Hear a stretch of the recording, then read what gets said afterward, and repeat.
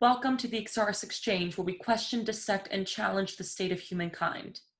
It is a very challenging time for humanity with a shattering global pandemic, destabilizing domestic divisions, information wars, and what is beginning to look like a new Cold War between the United States and China, where Western liberal values once permeated the hearts and minds and pockets of the world. We are now in a position to wonder, is Western hegemony coming to an end? Dennis Wang is joining us today to examine this rising geopolitical dynamic and to provide us with the intellectual tools needed to navigate future headlines and this potential new world order. Dennis is a scholar at Duke University and is the author of Reigning the Future: AI, 5G, Huawei, and the Next 30 Years of US-China Rivalry. Dennis, thank you for joining Oh, us. it's good to be here, Eliana. Great. So I'm going to go ahead with our first question. And I want to Hmm. begin by bringing up a quote that you have in your book, where you Sure. say, Donald Trump and Xi Jinping both pledged to return the United States and China to a presupposed state of former glory. So is the tension between the US and China then an effect of domestic leadership, or are we looking at a more complex issue here? What's going on? I think I think that's a very important and timely topic question that you ask, Eliana. That is, given since 2016, the topic of China and the United States has really grown to prominence. Trump's 2016 election campaign, part of it had to do with the scapegoating of China as this sort of nemesis, galvanizing the US public. But I think the question of why the United States and China are becoming, this relationship is becoming tenser, has to do with the domestic politics, in addition to some of the structural challenges that the two countries face in the international system. So I think there's definitely an international relations aspect to it, as well as a domestic politics reason too. And just also, just so you know, this domestic politics is not only present in the United States, but also in China as well.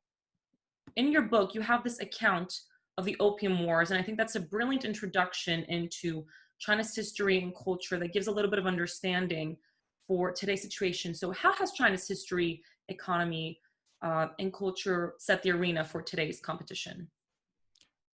I think that's a very important topic, and I think it'll definitely inform some of our discussion forward, Eliana.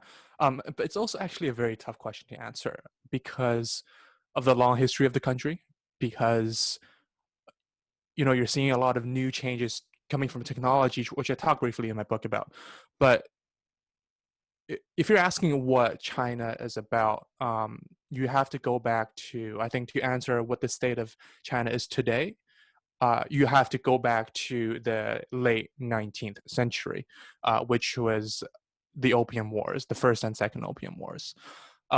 During that time, the regime in China is not what it is today. As you know, right now is the Chinese Communist Party, but during then, it was the last imperial dynasty, the Qing dynasty, which ended around the period of World War II. There was a period of revolution with the Kuomintang coming into power in China. It's called Kuomintang. But now the Chinese Communists and the prior KMT moved to Taiwan. Um, so during the early stages, especially in the 20th century, the Chinese Communist Party really tried to influence Chinese culture. Um, and build a political consciousness into the Chinese psyche. A very good example of this would be the Cultural Revolution, where Mao, part of the slogan was, we have to get rid of everything that is old.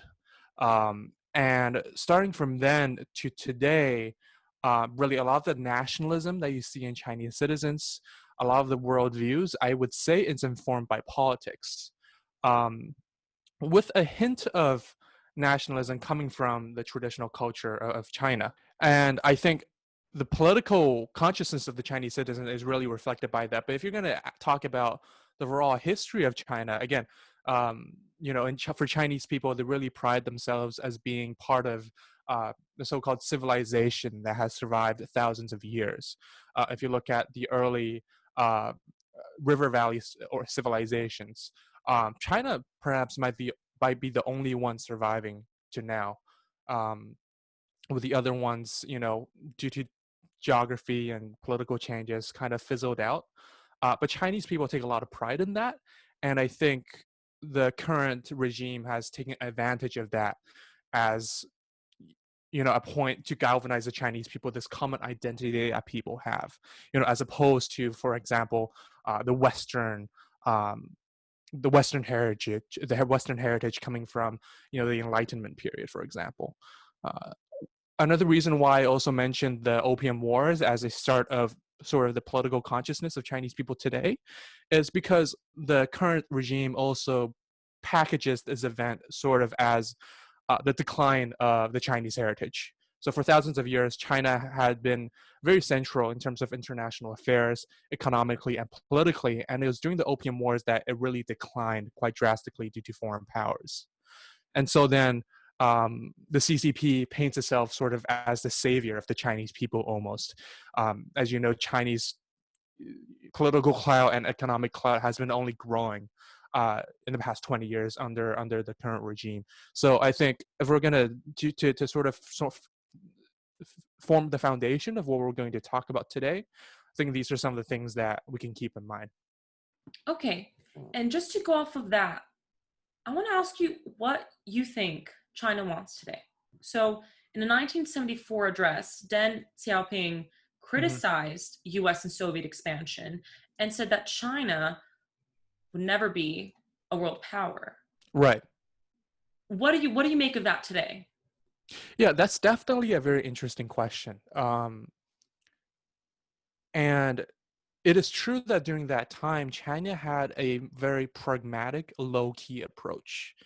And it was, in fact, heralded by the United States as a good direction to take because with Deng Xiaoping's economic reforms and opening up, China did see a lot of economic growth, and the United States and the Western countries believed that this would be a road to a more democratic system. That when the middle class gets richer, that they will start to demand from the government more rights and privileges. However, much to the dismay of Western China watchers, uh, it's actually perhaps gone the other direction. Uh, and a very good example is the current Xi leadership in China. After becoming the Chinese president, he has really strengthened the Chinese. He's really become a lot more repressive than previously thought. And currently, the situation is that Chinese economy is opening up. However, the Chinese political system remains fairly closed.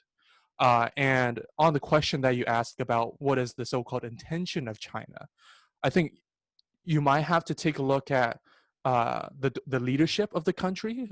In political science, it would be something along the lines of uh, great man theory. So that your political decisions really come from your leader. Examples of this could be places like North Korea or other more authoritarian countries where you do have the strawman leadership.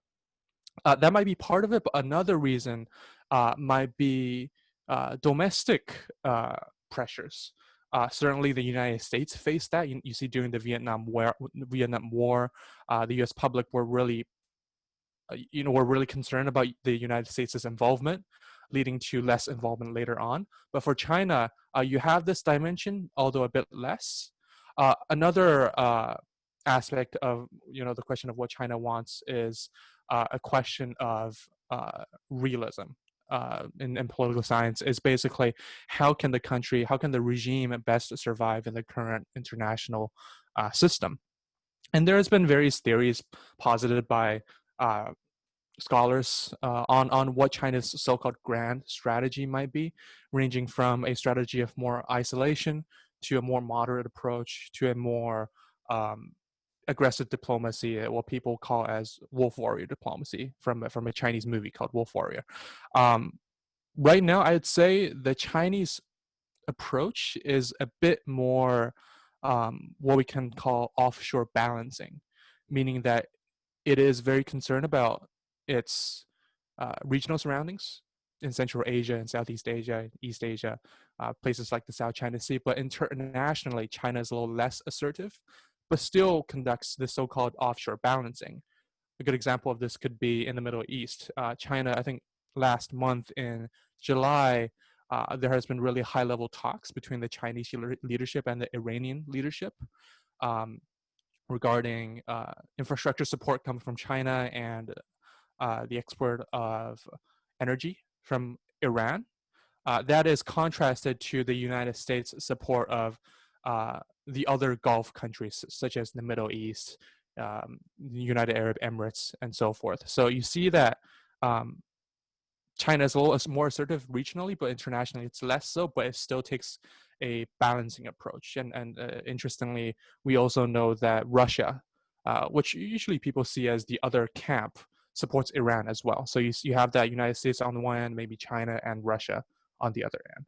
That's right. And you definitely see a sort of, not a formal alliance, but a cooperation between Right. Russia and China against what they might deem as US expansionism. And so what role then does the US play in this situation, in this regional situation? And would China behave differently had the United States behaved differently in the past? hmm I think it's tough to say. I think that no matter what the United States does, that this conflict between the two countries, this friction, is somewhat inevitable. Now, this is more of a controversial opinion uh, because the two countries have coexisted rather peacefully, um, before the dawn of the 21st century. Um, but in terms of power structures, China has been on the rise in the past 20 years, starting with Deng Xiaoping, whom we briefly mentioned just now with the reform and opening up economically. And in terms of political clout, it has been growing. So some say that, despite the United States taking an active approach to treat China as its strategic competitor, that frictions are going to happen nevertheless. And it's just that recently you do see a lot more intention from the United States, especially with the Trump administration, to take an active approach in dealing with this so-called China issue. And there are just a myriad of examples on that. Um, However, for China, I'm not sure if it would be as intentional as it is. And we talked about the offshore balancing approach. I'm not sure if its intentions, for example, in the Middle East would change whether the United States is there or not, because it does have its domestic imperatives. For example, the energy is a big issue for China domestically, so it does need uh, energy exporters to help China out. So it's tough to say, but I think conflict is, and this is, as I said, it's rather controversial. I do think that conflict or friction, at least, is inevitable. Um, as we're seeing now, I think this friction will just become more heated as we continue. Now, talking about energy, I think is a good segment into going onto the topic of trade hmm and diving into some of the recent headlines where we're seeing the term decoupling a lot. Exactly. So tell me, what does this mean, and what does it mean for businesses and citizens of the United States, China, and of the world? Yes, I think um, I'm personally of the opinion that decoupling is not the right way to go. But to understand what decoupling is, essentially in a nutshell, it's disconnecting the economic ties between the United States and China. That is, American investment in China, Chinese investment in the United States, the trade of goods and resources between the two countries. Basically, that if anything politically were to happen, that the economic conditions wouldn't change. Um, and this is driven by, I think, a lot of domestic rhetoric and pandering in the United States. That we have this rhetoric of, uh, our jobs have gone to China. That is, I think, personally, not entirely true. Just given industrialization, you have the increased technological um, factors of goods production that naturally you're going to see more mechanization. Um, but I think in a more political, on another dimension of politics, the reason why I'm not very for the so-called decoupling idea is because basically you are lowering the constraints for actual conflict. A lot of the one theory in international relations is that you have the so-called economic world order of free trade and free markets. That conflict is not, at least armed conflict will not boil over as long as you have these economic ties in place, because it will just end up hurting both parties. The issue politically in this case is that, with the United States decoupling with China, you actually raise the stakes of conflict, well, the risk of conflict at least, and you see that potential flashpoints might happen in the South China Sea, for example, and in other areas. Um, and in addition to my personal thoughts on decoupling, I think pragmatically speaking, it will also be very difficult for the United States, American firms to leave China. Um, because just the economics does not work out. China is um, too valuable, too lucrative a market for businesses to ignore American businesses. And frankly, you're just going to be outcompeted by your American counterparts if you ignore the Chinese market. So it's a really tough question for the businesses. Um, and it's quite difficult. For example, General Motors, the largest automobile manufacturer in the United States, their largest foreign market is in China, and I think believe it's 30% of what we have in the United States. So it's quite a large market for that company. And if you're just going to say we're going to stop, selling cars, or if we're going to stop manufacturing cars in China, not only will you decrease your revenues, but also your cost will increase. For example, if you want to sell things in China, why not just produce in China? Now you're going to have a lot more complication in terms of how the businesses will conduct. And I think this has been a tension between big businesses in the United States, as well as with the current uh, US administration, which has been very adamant about this decoupling idea. On the topic of trade, Mm-hmm. and also on the topic of global expansion and interests, we know the China Belt Road Initiative. Tell me a little bit about that and China's goals regarding that. Sure. So the Belt and Road Initiative, for people who are not familiar of what this is a large Chinese government run initiative to build infrastructure projects and provide funding for countries from Europe all the way to China on the continent. And the reason why it's called the Belt and Road Initiative is that it evokes memories, well, not memories, but evokes uh, people's perception of the Silk Road during China's imperial days. Some of this, it's a little nationalistic, as I've talked about, the long Chinese history, as I did earlier, but it's sort of an idea of China reaching out to the world and helping the world develop. Uh, the Silk Road was a major route for trade, of dispersion of ideas between the East and the West during those days, and China wants to have a modern version of it. Now that's the road part, but the belt is in terms of maritime. So the belt will be on the ocean, and the road will be over land. And what this involves is uh, massive infrastructure construction projects done by China, and also done by other countries, funded by Chinese capital. And this has been a very, it's a project that is lauded by the Chinese leaders as a sign of China having uh, reemerged from the shadows of the 20th century, of the Second World War, of China's success in the world.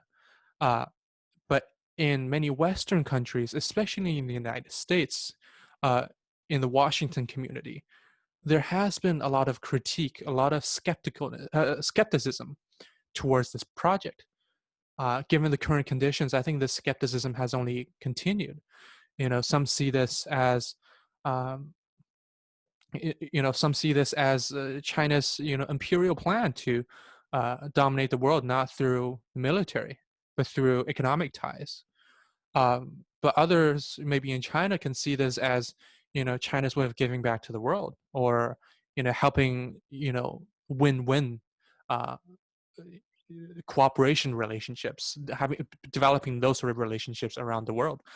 So it's a very interesting project, and I would say, having talked to a lot of students of political science and those who may not know too much about China, it's sort of their classic example of China exerting their influence throughout the world.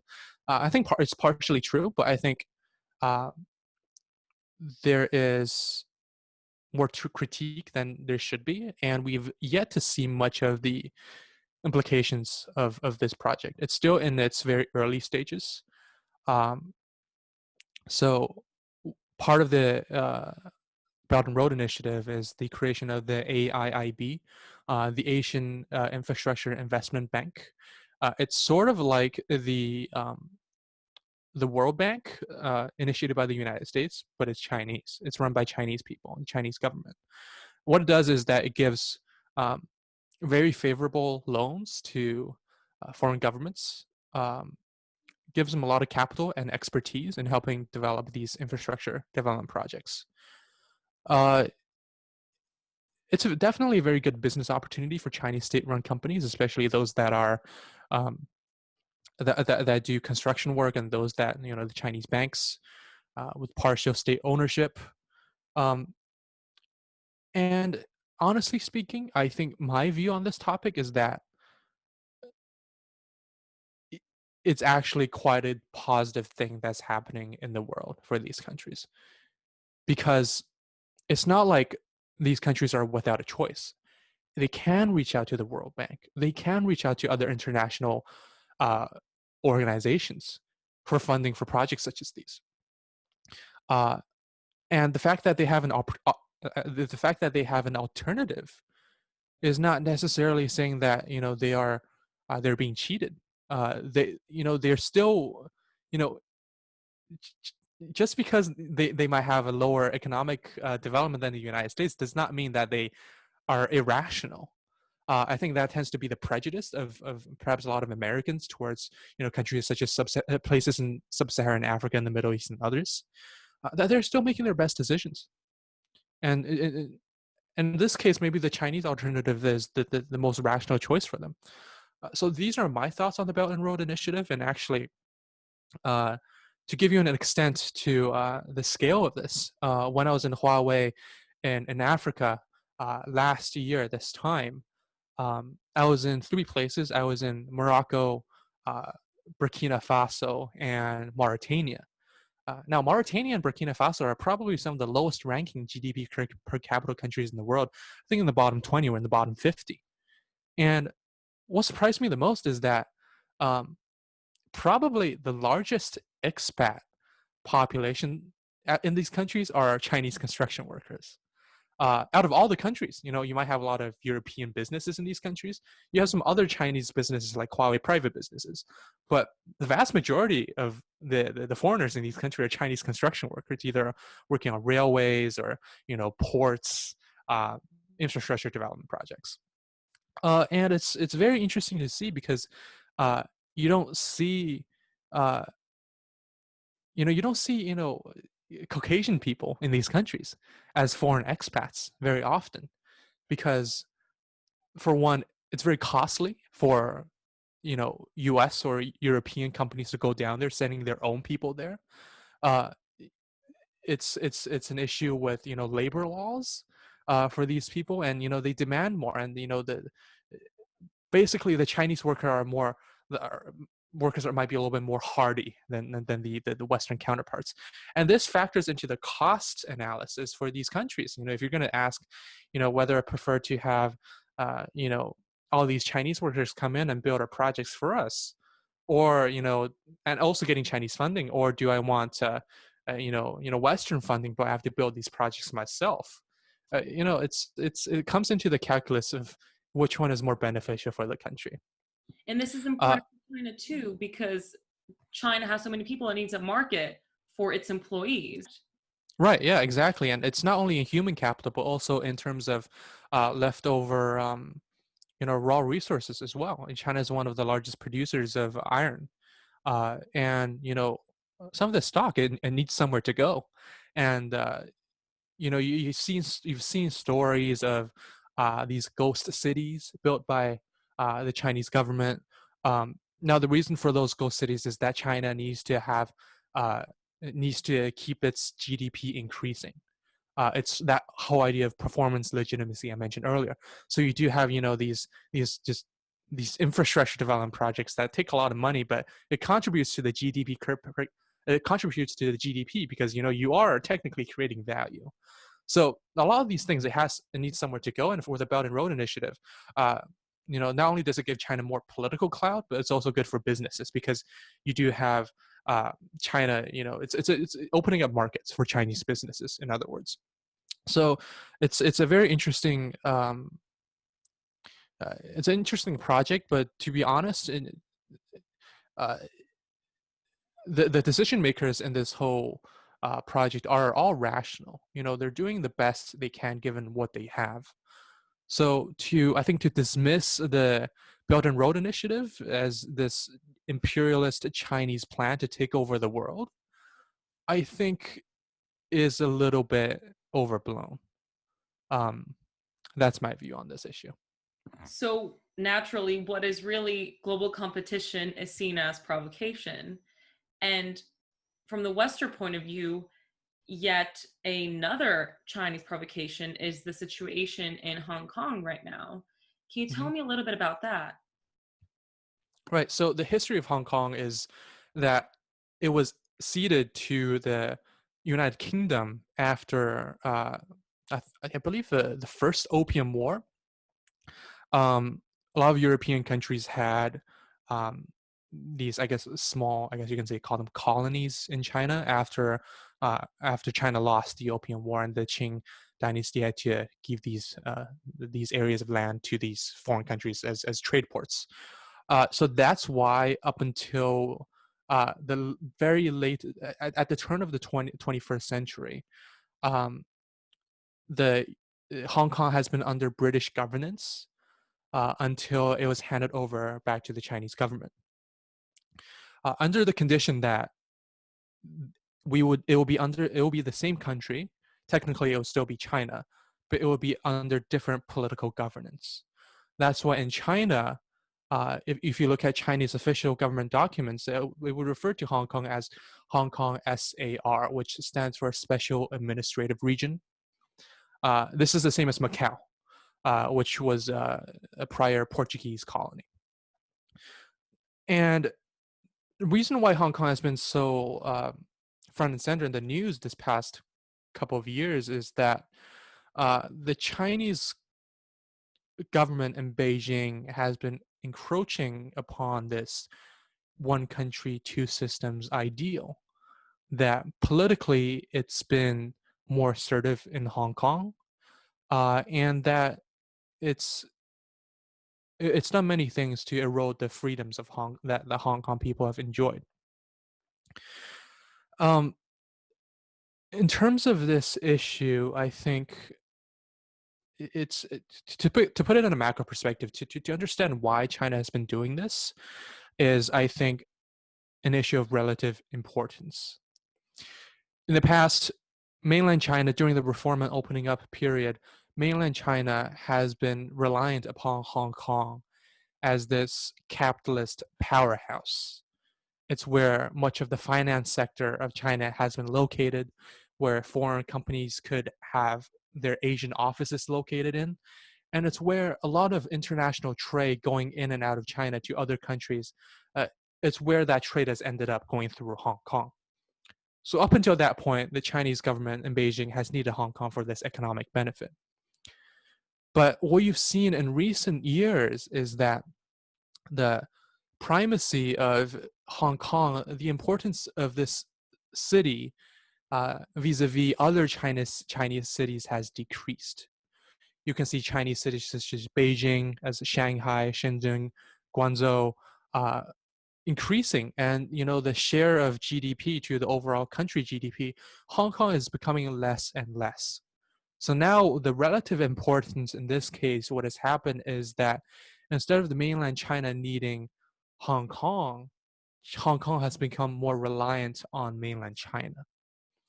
Because of the political differences, you see a lot of rich elites in mainland China investing in Hong Kong, perhaps owning a house in Hong Kong because of the political differences, because you can enjoy tax differences. The tax in Hong Kong is significantly lower than that of mainland China. In fact, it has one of the lowest income tax rates in the world. So with the influx of Chinese mainland capital and mainland Chinese investment, you can see that Hong Kong has become more reliant on China, mainland China, uh, which for Beijing, it's a sign that it is time to become more assertive in the region. And I guess sort of as a direct response to the Hong Kong democracy movement that happened the summer of 2009, 2019, sorry, that Beijing is very scared of what's going on in Hong Kong, because with this influx of foreign capital and these elites, that you see the stratification of society in Hong Kong. Not only are real estate prices going up quite dramatically, but you can see a clear difference between the rich and the poor in Hong Kong, and that is not good for social stability. So it wants to be more heavy-handed in Hong Kong. And one example, the Chinese reasoning for why the democracy movement happened in Hong Kong is that these young unemployed students are very unhappy about the status quo, and they're out there to um, create chaos on the streets. That's the rhetoric coming out of Beijing. To some extent it's true, but it is in fact a point of paranoia for the Chinese government. So now you see the national security law uh, that has happened this summer, 1 year after the protests. Essentially, what the law says is that um,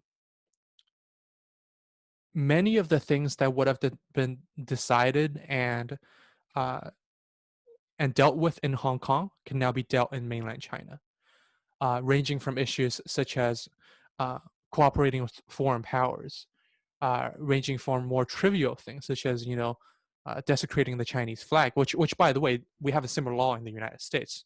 Um, just all these areas, and these are very vaguely determined that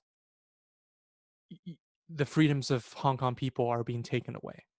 That I can do something in the past, and if the government wants to do something about it, now they can say with a national security law, maybe what I did was tangential to what's actually written on the law, but because it's vague, that I can get deported to mainland China and be tried in the mainland Chinese court. And that is why Western countries are very concerned. Um, though I would say this concern does not necessarily wholly come from uh, a moral perspective. Hong Kong citizens are not citizens of the United States, are not citizens of these European countries. So um, why are European and Western countries, making this such a big deal? I think part of the reason is because we have this increasing of tensions between China and these other countries, threatening to take threatening to replace the power of these traditional Western powers, and that the Hong Kong just happens to be uh, convenient, rhetoric piece for the galvanization of public opinion towards China. Going in the future, I think I know we talked about democracy in Hong Kong in China quite extensively, but I think it's Hong Kong is under threat. The democratic status that it has had in the past is being eroded, and because of the relative reliance on Hong Kong compared to on the mainland China compared to in the past, I think this erosion of democracy will just continue to be increasing, and in fact, the Chinese government has this plan of they call it the Greater Bay Period, evoking what we call the San Francisco Bay Period, Bay region, sorry, of integrating Hong Kong with Shenzhen, with Guangzhou, um, and Macau as this huge powerhouse. In fact, last year they connected the Chinese uh, bullet train tracks to Hong Kong. Previously, it only ended right at Hong Kong, but now it actually goes through Hong Kong now. So there are many reasons why China wants to encroach on the freedoms of Hong Kong, and I think economics is just one of them. And the local government of Hong Kong then is collaborating with the state government. But then there's a conflict of interest between the local government and the elites. Or what does the situation in Hong Kong look like? Sure. Well, I think for me, my perspective is more in terms of international relations. I don't know too much about Hong Kong, but I will say this: uh, the Hong Kong government structure, it's its parliament, I guess you can call it that, is controlled partially by business representatives. So when this system was set up, I think a certain number of seats, quite a sizable number of seats, are given to representatives in various industries. I think maybe people from the airlines industry, from the real estate industry, from the entertainment industry, and usually these business people are more pro Beijing. So what you already have is a constituency in the parliament that's already pro Beijing, and the room that is left, it could be pro Beijing or pro, I guess, Hong Kong independence. And the the way that this is set up is already against the freedom of Hong Kong. So it's very difficult, I think, for Hong Kong going forward, and even the top executive, the top business executive in Hong Kong, that is appointed by Beijing. She makes frequent trips to Beijing to talk to President Xi. So from the very beginning, um, the cards are already against the Hong Kong people, and I think until now, the Chinese government didn't see such a need to encroach upon these freedoms that the Hong Kong people had, um, until the wake-up call last year of the protests. So yeah, honestly speaking, the uh, democracy in Hong Kong has pretty grim prospects, I think. Along with allegations that China has taken US jobs Mm-hmm. and that the Chinese government is hacking into US institutions, have these tensions been brewing from before? And why do you think the Trump administration is so adamant and hawkish towards China? I think there's two parts to answer your question. Um, the first part, I will say that yes, in fact, these issues have been present for much of the 21st century, and Trump is right in bringing these issues to light. Um, and in terms of these issues, China, since joining the World Trade Organization, has actually been practicing unfair trade practices. For example, in terms of intellectual property, the so-called intellectual property transfer, IP transfer, in China. The role, for example, is, if a company like General Motors, which I mentioned earlier, wants to have access to the Chinese market, sell its good to the Chinese people, that you have to hand over aspects of your intellectual property in exchange. That has been happening, and it is unfair. Um, but on the Chinese side, if you look at it from a very pragmatic perspective, morals aside, that it is basically the Chinese are trying to do their best, right? Any country, not just China, I think if they have that sort of clout, that sort of economic attractiveness to form big companies, that they do try to get as big of a piece of the pie as they can. Now, the reason why this has really only come to light recently after since the Trump administration is that in the past, um, the U.S. policy towards China has been different in some sense, and more nuanced. That, for example, with Obama, he had this pivot to Asia strategy.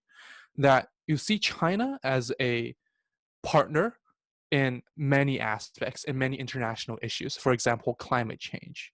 That China is still a very valuable partner in many issues, and you do have that economic tie between the two countries. However, there are aspects of competition that the United States has been trying to address. But now, uh, the since 2016, the American approach to China has, I believe, become a lot more one-dimensional. That it has become a lot more adversarial in almost all aspects.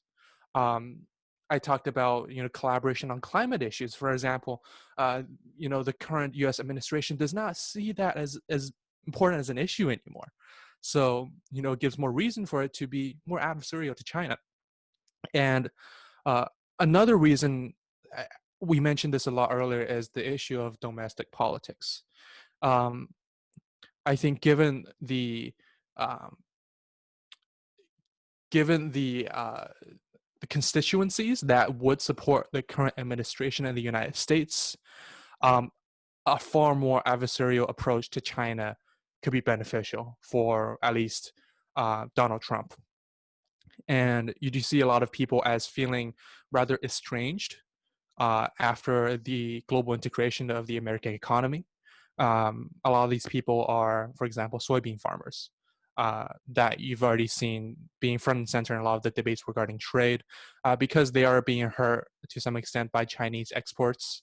Right. So, we have this change of foreign policy between Obama and Donald Trump, but also you see the relative decrease of importance of collaboration with China as well. Like we mentioned before, we see China and Russia sort of balancing against US expansionism. Mhm. How can the US secure its interests in the region with while preventing that backlash that could come as a result of US attempts to impose its own agenda? I wouldn't characterize this as U.S. expansionism. You do certainly see this rhetoric in political systems that are not very Mhm. pro-United States. That you do paint Correct. this as U.S. expansionism. Um, I think it's more about um, emerging powers challenging the authority of the United States, ideologically, politically, and economically. The United States right now, on many fronts, is still the world leader. You can look at military power. For example, just this very tangible example would be the number of aircraft carriers and the number of overseas bases that the United States has. It far, far outweighs that of all the other countries. And for honestly, the foreseeable long term future, that is not going to change. In terms of uh, technological development and research and the overall level of academics in the United States, it's still not going to change. You can see Silicon Valley being a powerhouse. You see some of the most world leading institutions being American institutions. So that is not going to change for the foreseeable future. And you do see that experts from other countries are being drained out into the United States. Um, for example, I'm actually a Canadian citizen. A lot of my friends here at Duke University are from other countries. The reason why they are here is they know that the United States has a superior educational system. So in many aspects, the United States is going to still stay top, no matter what happens. And even another aspect I mentioned economically is that um, if you look at Wall Street, New York is still going to remain one of the financial centers of the world. Um, the largest bank in the world, the largest banks in the world are also located in the United States, and that is not going to change in the foreseeable future. Um, what I am concerned about, however, is if conflict between the United States and one of its adversaries gets blown out of proportion, that American policymakers are going to are going to enact policies that are not going to be good for the U.S. public. What could that look like, Um, Dennis? What is a hypothetical scenario of that? to take the extreme case, perhaps will be less extreme by the time people watch this video of the United States and China going to actual armed conflict. For example, for issues in the South China Sea or for trade. War is never good. It's not going to benefit either side. And frankly, a lot of the foreign policy, the decisions that people in the White House, people in Washington are making are not going to be good for everyday American citizens.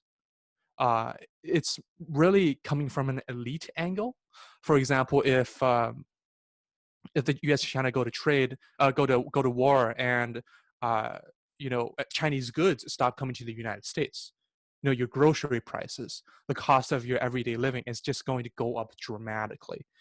And ultimately, who that influences is not those people sitting in government, not these Wall Street bankers, but actually the everyday people.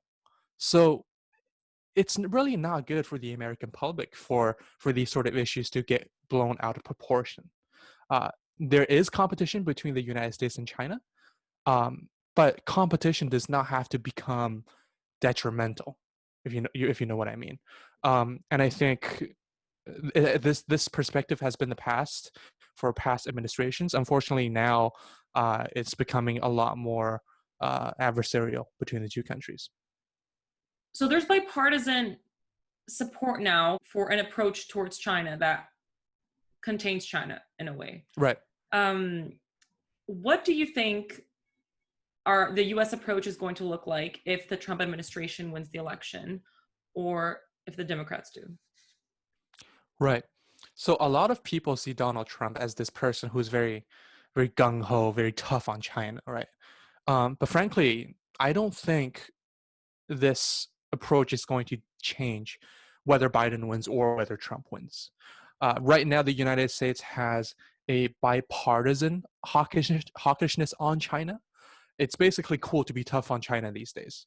And that is not going to change because China, indeed, it is still going to be a competitor to the United States. However, the way it is framed, the way that it is spun by the news, by the people, will be different.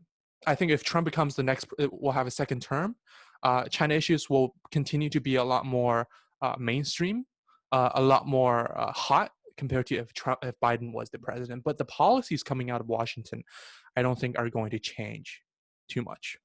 So now, talking about competition, let's move on to one of the most important and interesting topics that could be decisive for the future, and that's the competition over technology, right? And we hear about 5G more and more. We've been hearing about it. So tell me, what is this 5G technology we've been hearing about, and why is it so important? Sure.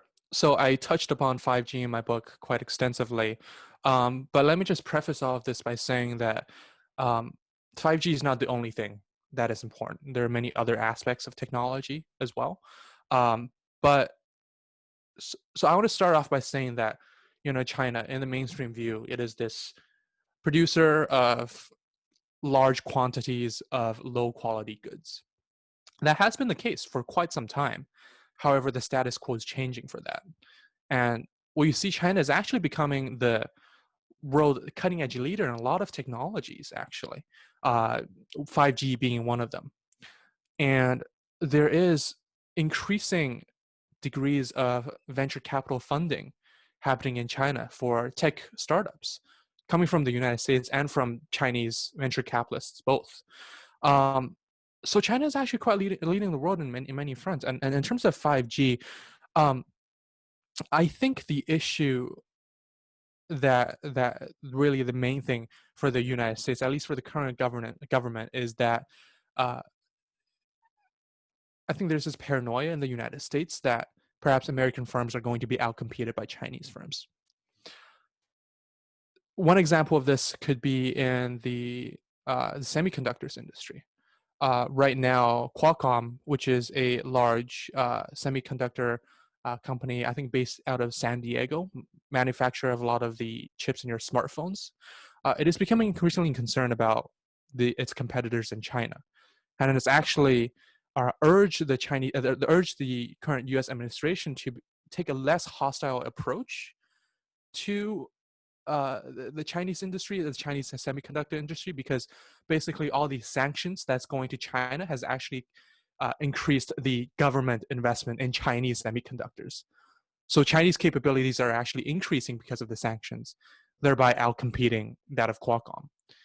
And for its overseas market, you can see that its sales in South Korea, in Japan, and in China has gone down in the past years because of this. Um, and the reason why I'm saying this is because it kind of leads us into 5G as well, the question of Huawei. Now, Qualcomm is one of the suppliers. Well, I think it used to be one of the suppliers for Huawei phones, but now one of Huawei's subsidiaries called HiSilicon, uh, that is started just for the development of the semiconductor chips. You're seeing the capabilities of HiSilicon going up dramatically, and it's actually, I think, being exported to other countries as well in Southeast Asia, in in South Asia as well. So instead of using American chips, you're seeing the use of Chinese chips. So the economic factor is definitely one of them. So are we The also American seeing businesses are being outcompeted. a move towards self-reliance on the Chinese side? As Definitely, that is true as well. I think there will be this transitionary period where Chinese firms are actually struggling, but I think after a while, it should become more on par with American counterparts. But this is the economic dimension of this. There is also the political dimension. I think the issue of national security is a valid concern, though perhaps it could be more of a blanket statement on a whole myriad of issues. But there is the concern that Chinese companies, if allowed to do business in the United States, could pose a security concern. For example, the siphoning of American data to Chinese databases. That is a very real concern. Um, However, I think that is blown out of proportion a little bit, and I think ultimately it's more about the lobbying and the economic concerns that are behind this. Um, and you are seeing the increasing, the so-called decoupling between the two countries. Just this month, Donald Trump came out with a word on Chinese apps, TikTok and WeChat, and it's basically forcing uh, the operations of well, these companies to be sold to American businesses.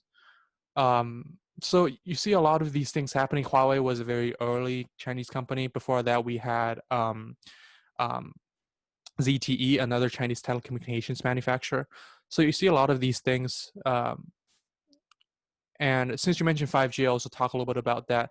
5G is as we know, it's also a very hot topic. It's one aspect of technology that will really shape us going forward in the next 30 years.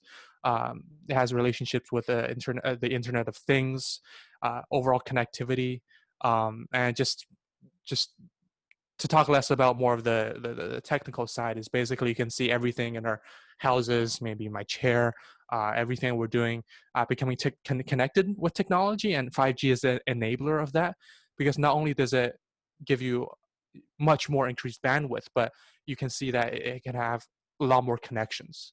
Um, and that has implications on industry, on the way we live, and in the overall efficiency of society. So we know that the US is lagging behind China when it comes to 5G technology. Right. What is the US doing to catch up? And what are the implications of this delay? And what could the world look like if China was to take the lead in 5G technology globally? Yeah. So the current status quo is that Chinese company Huawei has the most patents on 5G technology, and it claims to be, I think, 1 or 2 years past its competitors, ahead of its competitors. And for the United States, that's an issue. Not only because a Chinese company is leading the world on this in this area, but also there's no viable American alternative. The Western alternatives are Nokia and Ericsson, both based out of Europe. So you don't have a domestic alternative for the United States, as has been the case in the past in other industries. So I think the United States is trying to catch up, is scrambling to catch up in this sense, by pouring a lot more government incentive into the development of this area, by talking with Ericsson and Nokia. However, I think ultimately what's going to happen is China will be ahead in this case, in this industry. And the United States might be seeing some of the benefits a bit later than China, um, which it's basically a balancing of what you see as the political concerns of national security and what the cost of this security is to uh, the life of people, how people live their lives, and economic development. I don't think there's really a clear-cut answer to this, but I do see the United States being behind, at least on 5G technology, for the foreseeable future. Now, don't get me wrong; it does have a lot of advantages in other areas of technology. For example, Facebook, Google, some of the biggest companies in the world, and you see semiconductors manufacturing in the United States. It's still the best in the world. And for a capital intensive industry such as semiconductors, you see Intel, AMD, NVIDIA, Qualcomm. These are still the world leaders in this area. So just because the United States might be lagging in 5G does not mean that it is lagging. So I think that's currently the situation. Can you imagine a scenario where the United States and China are collaborating on this front? Frankly, I don't think so, given the current political climate. Not just collaboration, but just communication is becoming more taboo. Um, so part of my work as an intern at the National Committee on U.S.-China Relations is this organization does facilitate a lot of the discussion, high-level discussions between Chinese leaders and American leaders, as well as nonprofit institutions, research institutions uh, between the two countries. And it is becoming more difficult to have these sort of communications. Um, and it's almost there's this hysteria of, if you're talking to Chinese people in business and government, that perhaps you could be a spy, that you can be accused of all these things. um, Even as students, I think even in people's general lives, you see communication, you know uh, becoming worse, but also there's also a factor of racism as well, that Chinese scholars or even Asian scholars, Asian individuals in the United States might be discriminated against. Professors who might have previous connections with Chinese institutions, Chinese educational institutions, might be put under greater scrutiny. And given the coronavirus pandemic, this has just become worse.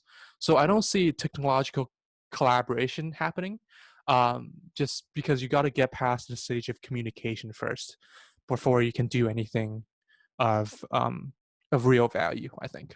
It's a very hostile environment. It is. So now in your book, you also mentioned the social credit system in China.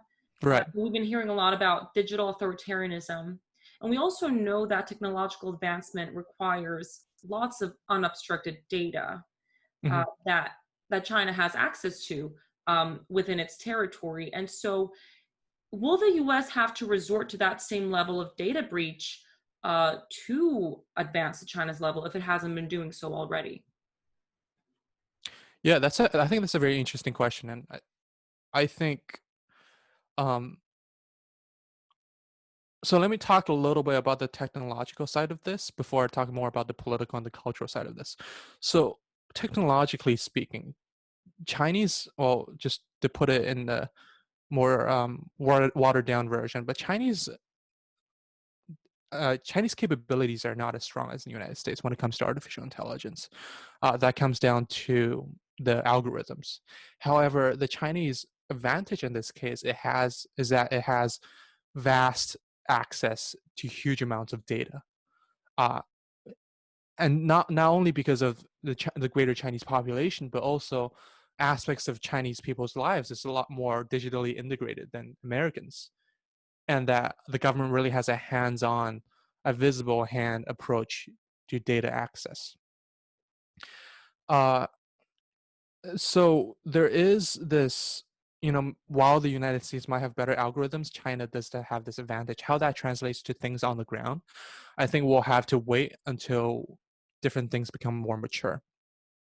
But on just to comment also on the political side of this and the cultural side of this, is that I think in the future, what might increase the distance between the Chinese technology sector, but also the Chinese economy with the United States, is that more and more, as technology progresses, that China using this data will just leapfrog the United States.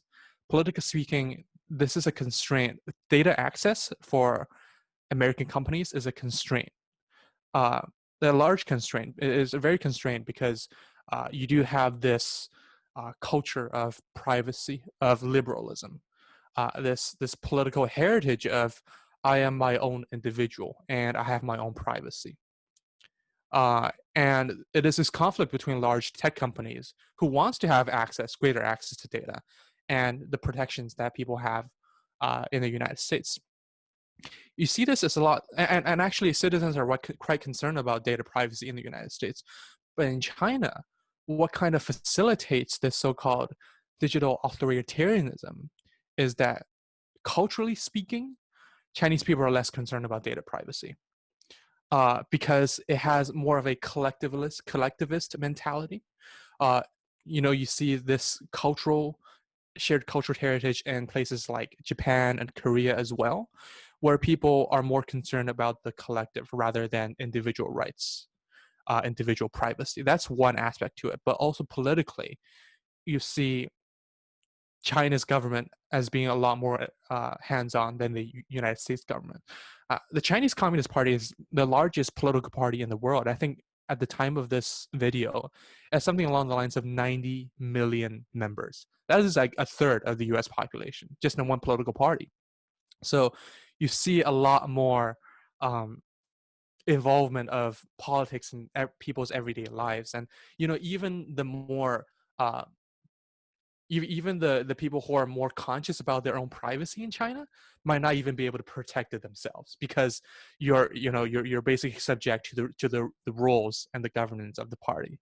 And to some extent, the government does not even have to do anything. I mean, they can if they want to, but to some extent, you might not even have to do anything.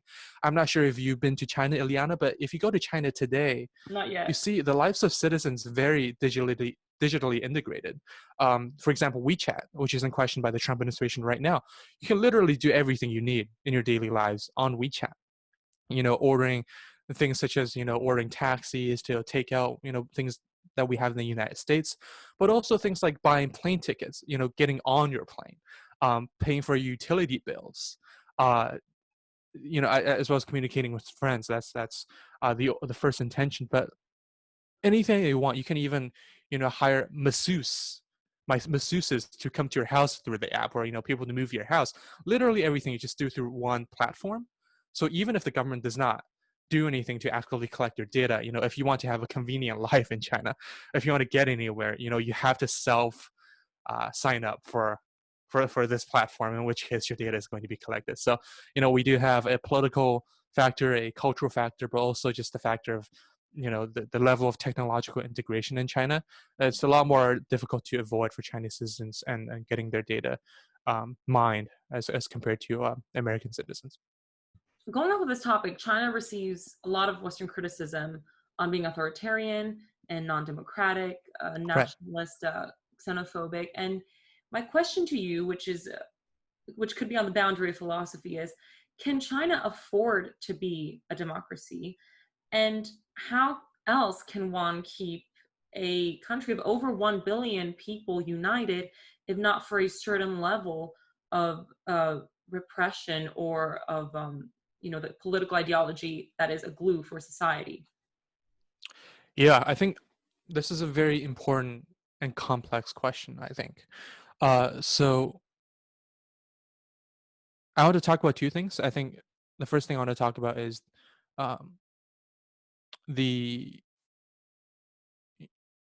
American perception towards China, as well as the perception of China by other countries, and then also about the issue of democracy. So in my book, some see it as rather pro-China, and perhaps if a Chinese person reads it, you can see it as rather pro, well, I guess, the United States. And this is a very difficult time to be talking about this issue because you have this intense polarization. It's almost as if you're either a Chinese spy or you're a or you're literally Donald Trump. It's really tough to be talking about this issue, and there's very little room for moderate views. And this is just becoming worse. There was a a study, a poll, I think, done by the Pew Center earlier this summer on American perceptions, general public perceptions towards China, and you just see that going down and down over not only the past 4 years but also the past decade. Uh, so American views on China and its leadership in the world and the Chinese political system is becoming worse, and this is very frustrating for me because it removes any debate and intellectual discussion about this issue as we were having today. Uh, even with especially with the upcoming election, China being one of the important foreign policy topics, that you see a lot of people for because of domestic reasons, because of their own political alignment, that they're starting to become interested in China just to bash on China. Um, During my time at the National Committee on U.S.-China Relations, this has been an issue. For example, a lot of people who might be commenting on our Facebook page, on our Facebook event notifications, are some of these really nasty comments are from people that literally have not even seen the content of the post. So this is a very toxic environment indeed.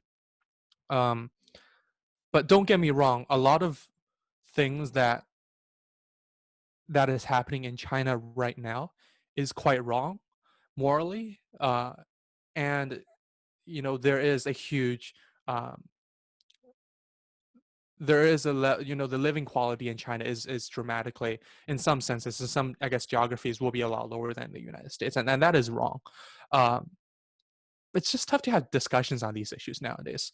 And now on the issue of democracy. Now, the reason why I talk about public perception is that I feel like with less discussion on some of these very nuanced topics, that you start to see blanket statements and generalizations and just news headlines dominating the debate on these issues. Everyone has an opinion on China these days, and you can see people saying, "Oh, China's not a democratic country; it's bad," or "China needs to become democratic."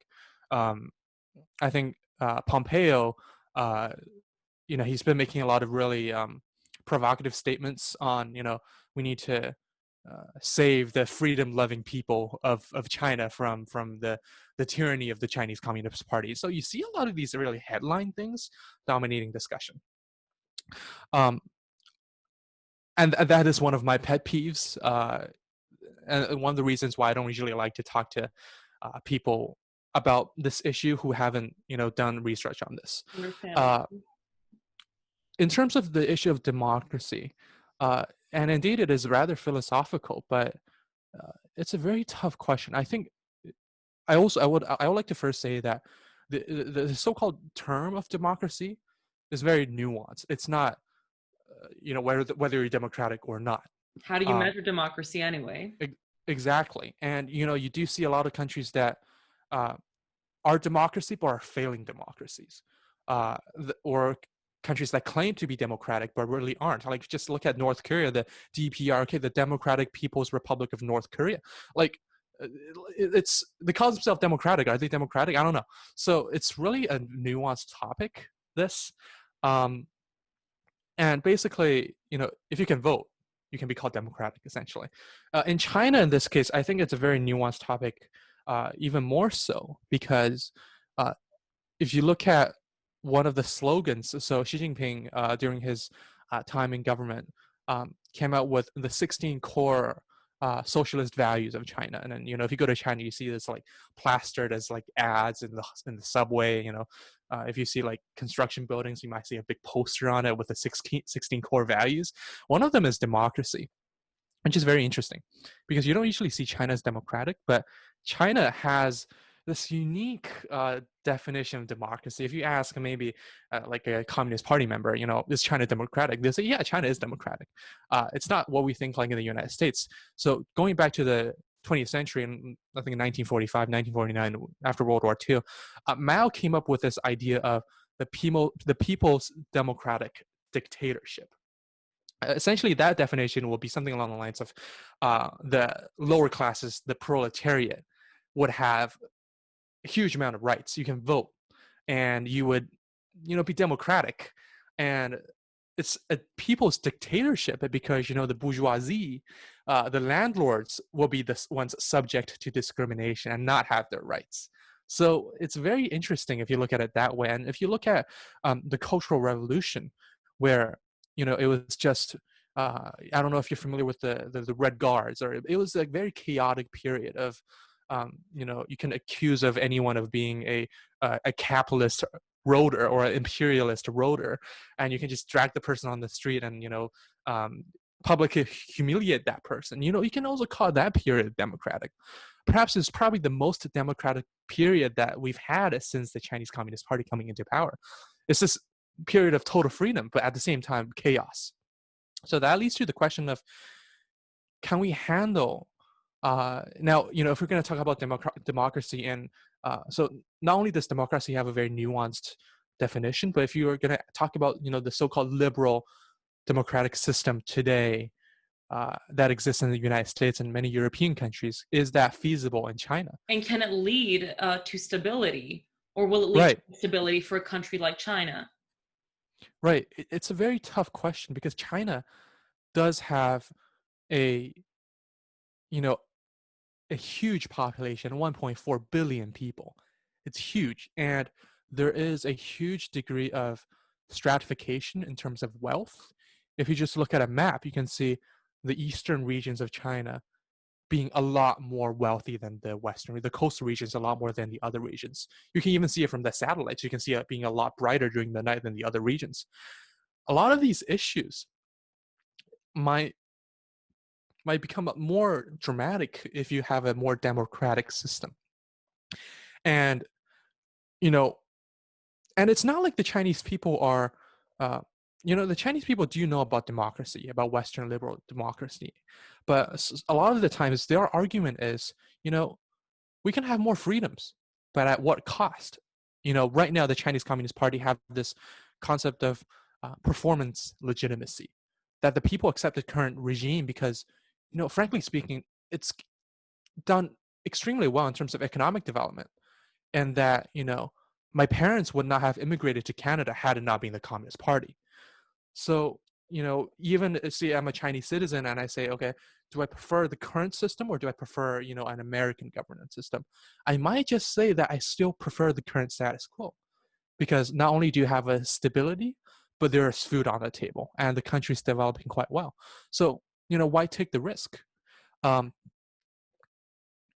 and I think it's just I think it's a very one-dimensional and I want to say prejudiced view for uh, American leaders and in high positions like Mike Pompeo to be coming out and saying, "Oh, we need to liberate the Chinese people." I mean, like, how are we going to liberate them? They're doing quite well right now, so it's very strange. Now, in terms of morals, maybe uh, China will become a lot fairer. Some of the human rights abuses might become a lot better, if we do have a more democratic system. But overall, the Chinese Communist Party does still receive great support and approval from the people because it has done so well.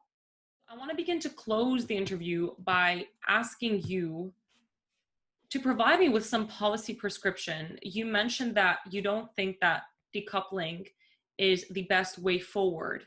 Mhm. What would you propose as an alternative?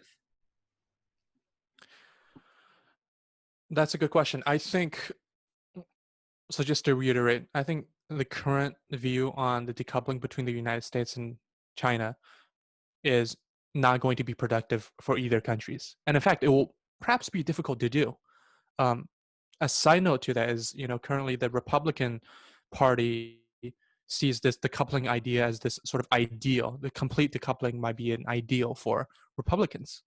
Uh, but frankly, I don't think it will happen, honestly speaking. Just there's too many intricacies, and in the 21st century, how can you just wholesale decouple two of the largest economies in the world? That'll be difficult. But in terms of the future approach of the United States towards China, uh, let me also preface this by saying that China increasingly will become a bigger topic in the political discourse in the United States. And realistically speaking, yes, China is going to catch up to the United States in many aspects. So the question is then, how will the United States respond to it? Well, the current response definitely has been very hardline, very hawkish, but I would like to see a more moderate approach, perhaps returning to that of previous administrations, where you do have competition in many areas, but you also realize that the, the two countries have many shared interests. So, outside of ideology, outside of perhaps military or economic confrontations, that you do look at some of the issues that will be facing both countries. I'm talking about things such as natural disasters, pandemics. Coronavirus is a very good example. Um, Climate change. These are all very important topics. You can just imagine if right now the United States and China has a very, very good relationship. For example, what if the United States the United States treats China as its neighbor, like Canada? What if Chinese pharmaceutical companies collaborate with American pharmaceutical companies, some of the best in the world, to come up with a vaccine? Perhaps, thousands, if not hundreds of thousands of people would not have died due to the current outbreak. I think both the United States and China should focus on some of these bigger uh, issues that are of concern to both countries. Well, of course, you can still have a lot of the competition going on. I think that will always be there. I think that's from the American side. But however, this US-China relationship, it's not only defined by the United States alone. It is the US-China relationship after all. A lot of that has to come from, China on the other side changing its position on the United States as well. And throughout our talk today, Liana, I've been very critical of the current hawkishness towards China, but I'm also very critical of the Chinese perspective on the United States. In fact, Chinese citizens uh, are more critical of the United States than I think the United States are critical of China. It's just that us being in the States, we don't see this other perspective. Chinese citizens, for example, last year, this time, Chinese state media, a lot of Chinese televisions, for some reason, they're just starting to broadcast all these shows about the Korean War, just Chinese dramas about the Korean War, documentaries and things like that. It kind of strokes this flame of nationalism, because the Korean War was the last time that China and the United States fought. So really, Chinese people are also become really cautious of the United States. Seeing this, as people would call it during the Cultural Revolution days, that America being the biggest imperialist in the world and this huge baddie in international relations. You're seeing a lot of those perspectives in China as well. So much so that nationalism in China, if not contained by the Chinese government, might get blown out of proportion. And the Chinese government has to maintain this fine line of nationalism. Because if you start becoming too nationalistic, you might just start seeing a lot of weird things happening. Examples, I'm going on a bit of a tangent from your policy question, but an example of this is when China had tensions with Korea and with Japan on some more regional issues. Chinese Chinese citizens started smashing Japanese cars on the street. Chinese citizens started to not shop from Korean-owned supermarkets, and started to shut these close places down. Going to the stores and pulling the fire alarms. That is something very scary for the Chinese government, because above everything else, the Chinese government wants societal stability. So even if nationalism gets too extreme, you start to have this threat on stability, and that Chinese people could become so patriotic that they become that they start parading on the streets, not in defiance of the Chinese government, but in support of it. But public demonstrations such as this are still very scary for China. So I think it's a tough issue on both sides, and the U.S.-China relationship is defined by not only the United States and China. And honestly speaking, right now the future looks quite grim. Continuing, you're continuing to see a hawkish rhetoric coming out of both governments, and I can Kevin Rudd, the former prime minister um, of Australia and the current, I think, president of the Asia Society, a think tank based out of New York, has made a public statement saying that perhaps U.S.-China relations right now has gone back 30 years. That you are seeing a lot of the really toxic rhetoric coming out and translating to policy decisions. So for me, for the future of people our age, I hope that we don't see this relationship declining, and that if worse comes to worse, if we do have a World War III, that would be disastrous for not only the United States and China, but also for the world, politically, economically, just in many many factors. Thank you, Dennis. And Mhm. my final question to you is, who do you think will reign in the future? And are we to imagine a world where America continues to pursue primacy and succeeds? Or are we to imagine a bipolar world or even a tripolar world with three spheres of influence between the United States, Russia, and China? Right. I think to answer this question, well, indeed, the United States and China are leading the world in many aspects, economically and in some sense technologically. That you see, who will be leading, which country will be leading, will have the most clout in politics and international institutions in the future. It might not just be China and the United States. There is talks of this bipolar situation, um, of a return perhaps to the Cold War between the United States and the Soviet Union as the two superpowers. But I'm under the personal belief that the future is not necessarily bipolar. Rather, it's multipolar, that you have many spheres of influence. You see China, you see, the United States as being two of the leaders, but also what about other countries? The European Union, as a union of countries, Russia, India, South Africa. You see a lot of countries, growing economically and displacing some of the clout that the United States have had traditionally.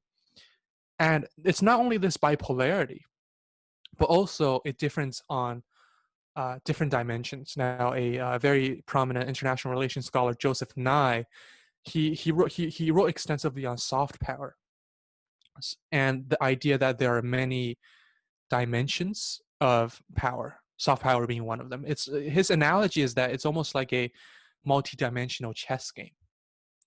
That in the future we might see this multipolar situation going on, but also you have many dimensions of influence. For example, uh, since I raised the issue of soft power, Japan as a country has incredible soft power uh, on the public perception of the country, on people doing business with the country, and the overall perception of Chinese culture and tradition, and its promptness, its courtesy, and things like that. So outside of economics and outside of the multipolar situation in terms of economics, um, politics, and technology, all these traditional areas, multipolarity, you can also see other dimensions as well. And I think the future is certainly very uncertain because, um, we're seeing the rise of many jobs that did not exist 100 years ago. You're seeing many challenges that humanity is facing that we've not faced 100 years ago. So the future is very very uncertain, I think, indeed. Uh, but midst all this, uh, midst this cacophony of different countries becoming more powerful, this multipolarity, this multi-dimensional chess game, uh, I think the U.S.-China relations will continue to become an uh, increasingly hot topic, and perhaps other bilateral relationships as well. Perhaps the relationship between China and Russia, and others. So I think my hope is that more and more people will be focused on international issues such as these, also on the US-China relationship, so that whatever happens amidst this uncertainty in the future, that we do have capable leaders who will be running these countries that will make the most prudent decisions for humanity, um, facing a lot of the challenges that we will certainly be facing um, as a generation, as a species, most certainly. Dennis, thank you for sharing such expert opinion and analysis. Well, it's been such a pleasure, Eliana. I really enjoyed talking to you today about all these topics. And thank you all for joining the Exaras Exchange. If you want to gain a better understanding of US-China relations, I urge you to check out Dennis Wang's book, Reigning the Future, through the link in the description box below.